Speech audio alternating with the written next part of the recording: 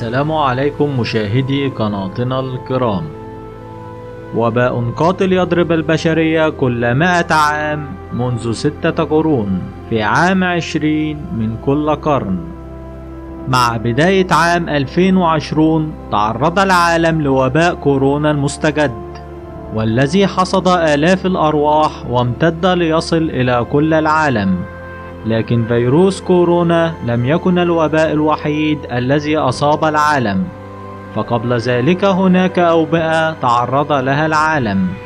فمنذ 6 قرون وما يقرب كل 100 عام تتعرض البشرية حول العالم إلى أمراض متنوعة، منها ما يصل إلى حد الوباء، الأمر الذي يتسبب في سقوط ضحايا تفوق أعدادهم من سقطوا في الحربين العالميتين وحروب أخرى من خلال فيروسات ميكروسكوبية قاتلة، لعل أشهرها تلك التي تكررت على مدى ال6 قرون الأخيرة، مثل الجدري والطاعون والكوليرا والإنفلونزا بأنواعها المختلفة، والفيروس الغامض الذي لم يكتشف في وقتها، وصولا إلى فيروس كورونا 2020.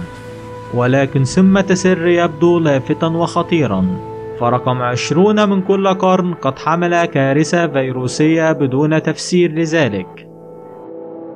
ففي عام 1520 ظهر وباء الجدري، وهو أول فيروس ينتصر عليه البشر، بعدما تسبب في وفاة 500 مليون شخص في جميع أنحاء العالم. فقد تسبب هذا المرض في قتل نحو 30% ممن أصيبوا به عبر مر التاريخ. أما الناجون منه فقد رافقهم العمى وندوب عميقة جدا وتشوهات. ويعد الجدري من بين أكثر الأمراض فتكا بالبشرية على الإطلاق. فانتشر هذا الوباء سريعا في العالم وظل ينتشر على مر القرون، إلى أن تم التخلص من هذا الوباء الفتاك مع آخر حالة للجدري في العالم عام 1977، وكانت في الصومال، بعد حملات التطعيم المكثفة في الستينيات والسبعينيات من القرن الماضي. وفي عام 1980 أعلنت منظمة الصحة العالمية أن العالم أصبح خاليا تماما من الجدري، وبهذا يكون الجدري أول مرض ينتصر عليه البشر. وفي عام 1620 وباء غامض ظهر في أمريكا، وقضى على الآلاف من سكان الساحل الشرقي من القارة الأوروبية. ففي يوم 16 من مارس في نفس العام وصل إلى الولايات المتحدة معمرون من مدينة بليموس على متن سفينة ماي فلاور، وكان أغلب ركاب السفينة لقوا حتفهم نتيجة تفشي وباء غامض بينهم، وأن عدواه قضت على الآلاف من سكان الساحل الشرقي من القارة الأوروبية.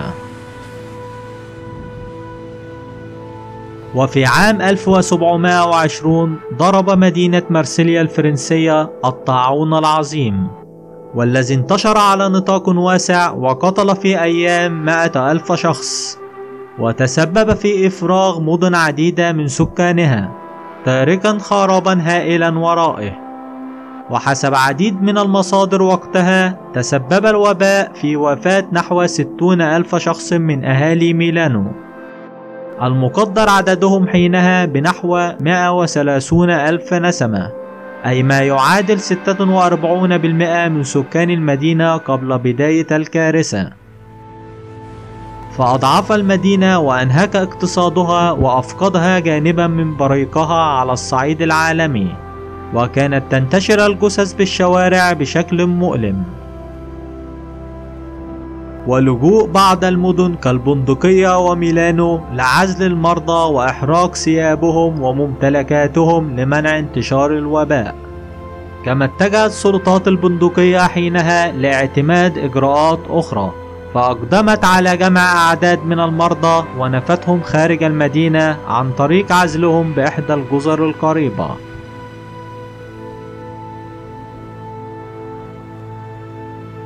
وفي عام 1820 كان وباء الكوليرا يحصد أرواح البشر، والذي بدأ من بلدان شرق آسيا في إندونيسيا وتايلاند والفلبين، وحصد هذا الوباء أرواح أكثر من 100,000 إنسان في آسيا.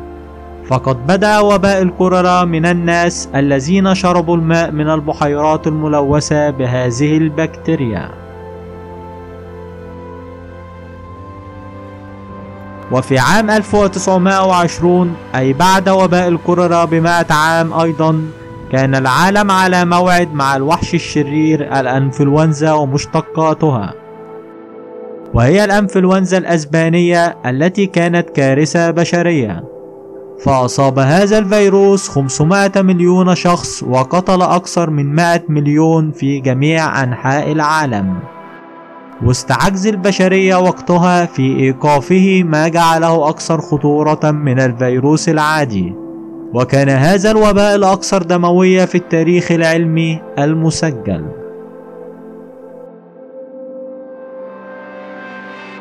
وفي عام 2020 يعيش العالم الآن كابوسا مفزعا مع فيروس كورونا الجديد، الذي يحمل نمطا متطورا وأشد شراسة، وتزداد ضحاياه كل ساعة في أماكن متفرقة من العالم. فقد تشعر بأن التاريخ يعيد نفسه كل 100 عام. فقد بدأ هذا الفيروس بضرب الصين أكبر مجتمعات الأرض، وعزل مقاطعات بحجم دول كبيرة بها. فخمس مدن الصين يبلغ عدد سكانها 11 مليون نسمة. ثم انتشر في باقي دول العالم واحدة وراء الأخرى، وسط ترقب وخوف شديد من تبعياته.